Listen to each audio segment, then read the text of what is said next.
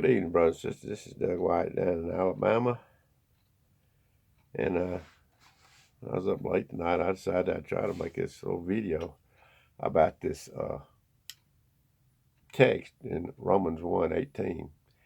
I've done it before several times, but anybody that's already seen it, you just disregard it and don't listen to me, or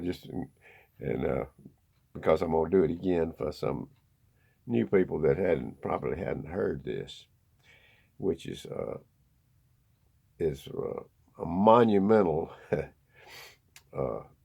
text in Scripture that most people think is talking about the dead alien sinner. And I want to show you that this is in Romans 1:18. It's talking about God's own people. You know, it says in Hosea 4:6, that my people are destroyed for lack of knowledge. God's people. And this destruction, brothers and sisters, is not an eternal destruction, but they're destroyed in this life. So I don't know what it entails, but it's not good. But his people are destroyed, brothers and sisters. And I'm putting it out there on Romans 1:18. That this is not people talking to people going to the devil's hell. It's talking to the church at Rome of believers. And it's using all this language that, when I get into it, you're going to see what I'm talking about. And Romans 1:18 is talking to his people, not people that are going to the devil's hell, but people that are going to be judged in this lifetime. The wrath of God. Everybody thinks when they hear this word wrath that it's talking about, well, that's eternal hell, But no, that's not what he's talking about. God was angry with David. David said, "Don't be wrath with me." Psalms 38. What did it say? Psalms 38. Let me see if I got time.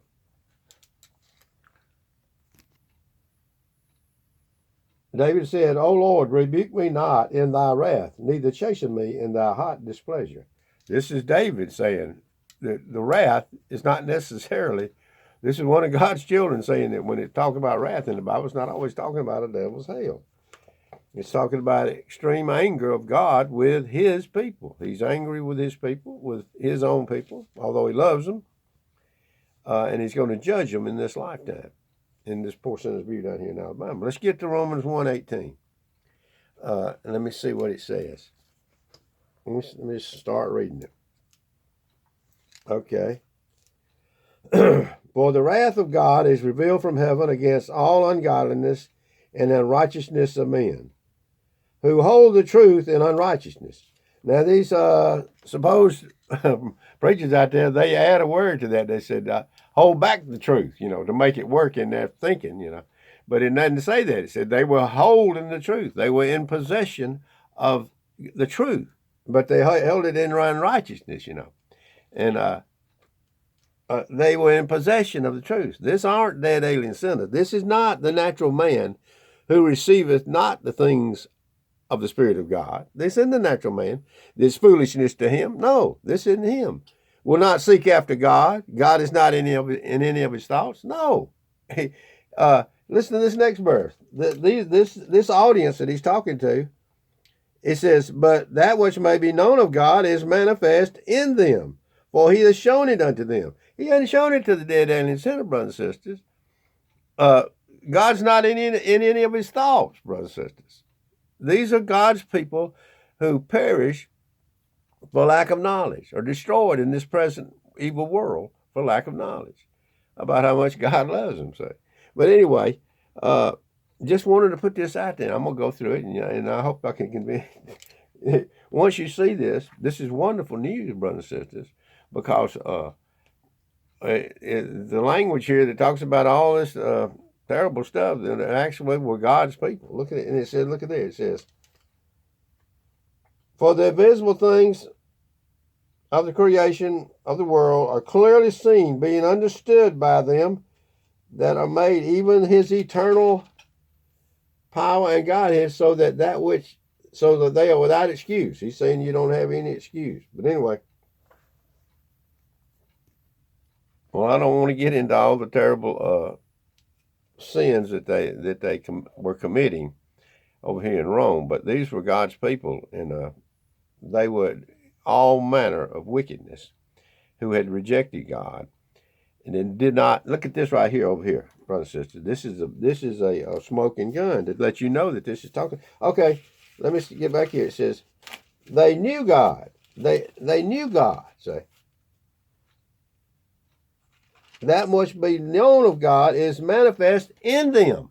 They manifest in their character things that can only be known to somebody that is born of His Spirit. And brothers, I'm just telling you, for whatever reason, there's people like that out there all over this world that are God's people. When I first read this, at first I was shocked because I'd heard the only thing I ever heard was these people around here. You said, "See there, what God's going to do to you?" No, they're going to be judged in this lifetime. And it says, it's manifest in them. He hadn't shown Himself to the dead alien sinner who hold back the truth. See, they'll add hold back. No, who hold the truth. These people were in possession of the truth. They have to add a word to make the theology work. But look over here, brothers and sisters. Listen to this. This is a smoking gun.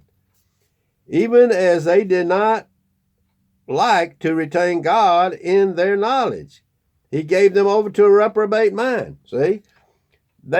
You have to have God in your knowledge to not want to retain Him in your knowledge. So these people knew God, brothers and sisters. These people, you're talking about all these terrible things you read over here. That's what I'm saying.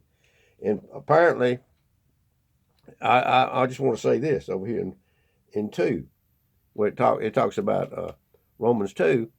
These people that did that, God said that He would judge them. And if you're thinking you're a little bit better than them, you got to keep the whole law yourself, brothers and sisters. We're not any better. What does it say over here? The ones that keep the whole law are just before God. Not the hearers of the law, but the doers of the law. So anybody that doesn't do the law and think they're better than these people are not. Well, let me get back to it over here. It says, for knowing the judgment of God, they which commit such things are worthy of death. See, they knew that they were worthy of death for people that were doing all these awful things, But it goes on. Then it says, therefore thou art unexcusable, O man, who judgest thou art.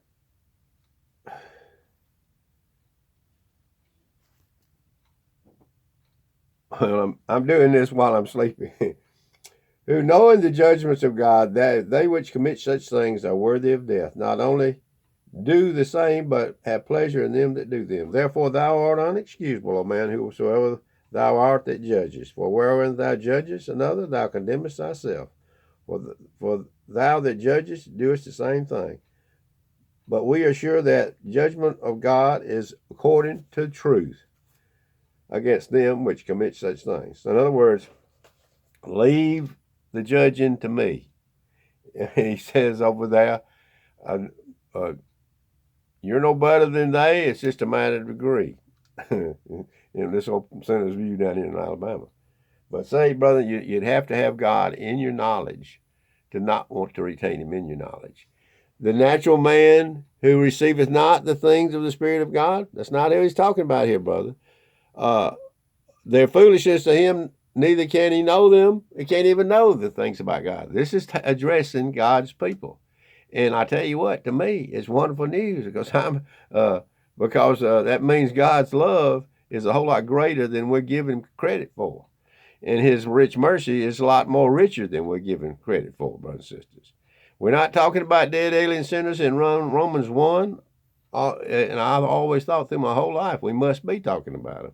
But no, brothers and sisters, just one more place that we were reading too fast. Thank God I'm a slow reader. And thank God He showed me this. Are we talking about the people that will not seek after God? God is not in any of His thoughts? No, brothers and sisters. We're talking about God's people. And if you read over here, I don't want to read them, all the terrible sins. But apparently, God is much more rich in mercy than we give Him credit for. That most people's God is a God that's poor in mercy. And most people, God is a God of a little bit of love instead of great love. So let God judge all these awful people that we think we're better than, is what I'm saying down here in Alabama.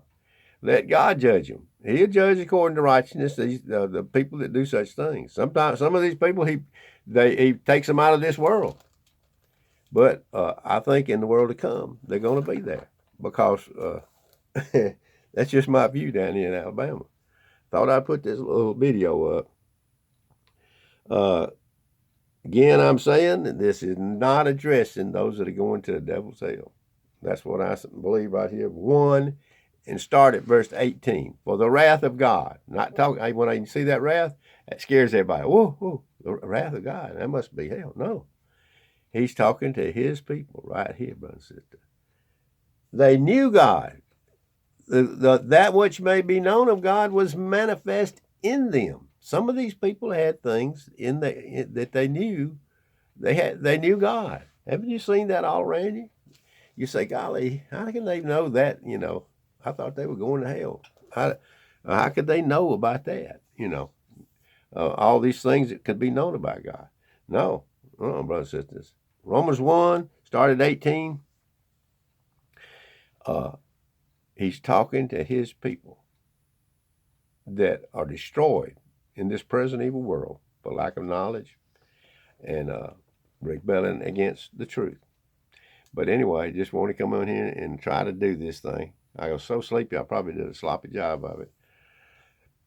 But I just wanted to do it while I had him on my mind. I promised that I would bring these things back up, bring them off the back burner and put them back on the front.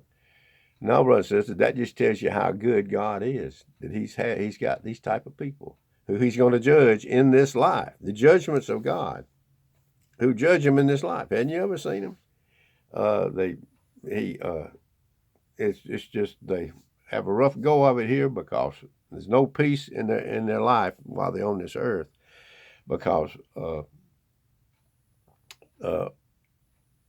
they're destroyed for lack of knowledge. My people are destroyed for lack of knowledge. Not the devil's people, my people. But anyway, just want to get out there and show you one other thing. I just was making some friends probably on the internet. Every time I get some, I bring up another thing, and then they say, oh, no. And they said, this man's crazy. No. Brothers and sisters, Romans 1 and 18, start right there and read the whole thing and look at all those terrible events that these people were doing and say, hey, he's addressing the Roman believers there in Rome. And there were some people there that were apparently committing these sins that were his people. Because that which may be known of God is manifest in them. You'd have to have God in your knowledge to not want to have him in your knowledge. And another thing is, they will not seek after God, neither God's thoughts and any of his thoughts. No, these aren't those people. These are God's people. Is it foolishness to them? It's foolishness to the natural man, brothers and sisters. Anyway, I got to get out of here because the time's getting short. But I thought I'd put this, earth-shattering text. At least it was to me when I found it out. But in the long run, it just magnifies the love of God in that text to me, because all these people that you think are bound for a devil of hell, we might just be surprised at the last day. Peace and love, Miss Old Boy down here in Alabama.